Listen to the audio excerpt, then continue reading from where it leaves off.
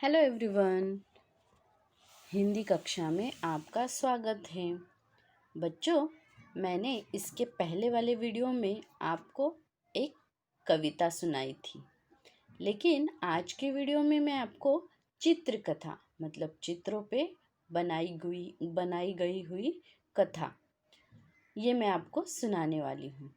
तो देखो, आपके ही किताब में, आपके ही स्कूल की किताब में एक चित्र दिया गया है। तो इस चित्र से हम क्या करने वाले हैं? कहानी बनाने वाले हैं। तो देखो, चित्र में आपको क्या दिखाई दे रहा है? एक कछुआ है, एक मेंढक है, एक मछली है और एक गुब्बारे वाला है।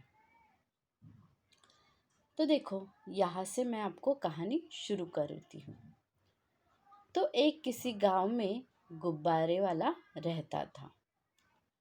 तो गुब्बारे वाला गुब्बारे बेचने का काम करता था। तो वो एक गांव से दूसरे गांव में गुब्बारे बेचने के लिए जाता था। तो एक दिन वो ऐसे ही गुब्बारे बेचने के लिए घर से निकल पड़ा और जाते जाते रास्ते में उसको बहुत ही प्यास लगी। तो प्यास लगने की वजह से वो इधर उधर पानी की खोज करने लगा। तो एक जगह उसे एक नदी दिखाई दी। तो उसने सोचा कि थोड़ी देर मैं यहाँ पे बैठ जाता हूँ और क्या करता हूँ, पानी पीकर थोड़ा सा आराम करता हूँ।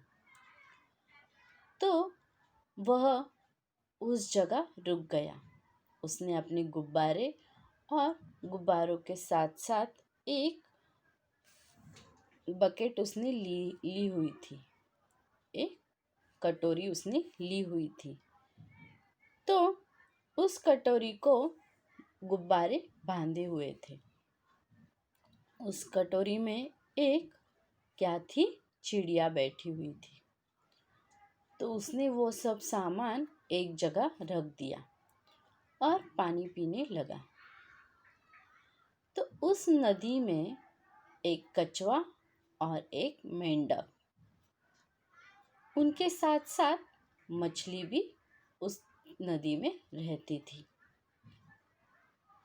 तो इन लोगों ने सोचा, कछुआ और मेंढक, इन लोगों ने सोचा कि ये कौन है जो अपनी नदी पर पानी पीने आया है। तो वो ऊपर आकर उसे देखने लगे और उसके साथ साथ उसके पास रखे हुए रंगी बिरंगी गुब्बारे देखकर उन्हें बहुत ही अजब लगा। तो वो देख रहे थे कि वो गुब्बारे आसमान की तरफ जा रहे हैं। तो उसमें मेंढक और कछुए ने सोचा कि चलो उस टोकरी में हम भी बैठ जाते हैं और आसमान में उड़ने लगते हैं। तो मछली ने कहा कि मैं भी आपके साथ आऊंगी।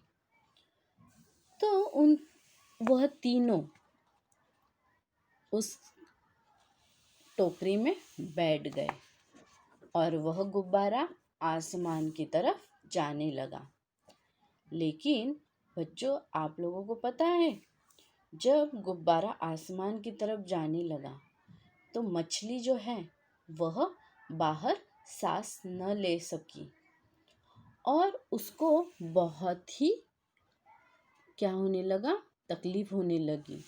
तो मछली ने जोर से उस कटोरी से नीचे, उस टोकरी से नीचे पानी में छलांग लगा दी। तो मछली जब उड़ी मछली जब उड़ी मछली जब उड़ी गगन में, सांस न ले पाई। पवन में झटक उसने फिर कूद लगाई।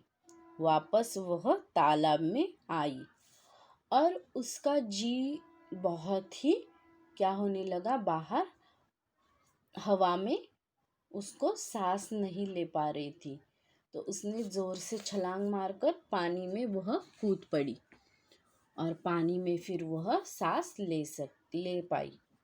वैसे ही देखो, कछुआ और मेंढक जो है वह दोनों तरफ रहते हैं, मतलब पानी के अंदर भी रहते हैं और बाहर ज़मीन पर भी रह सकते हैं।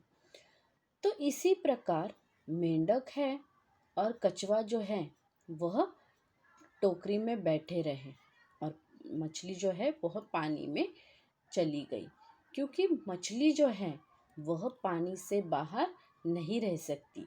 आप लोगों को वो कविता भी याद होगी, आपने बचपन में सुनी होगी कि मछली जल की रानी है, हाथ लगाओ तो डर जाएगी और पानी से बाहर निकालो तो वो क्या हो जाएगी, मर जाएगी।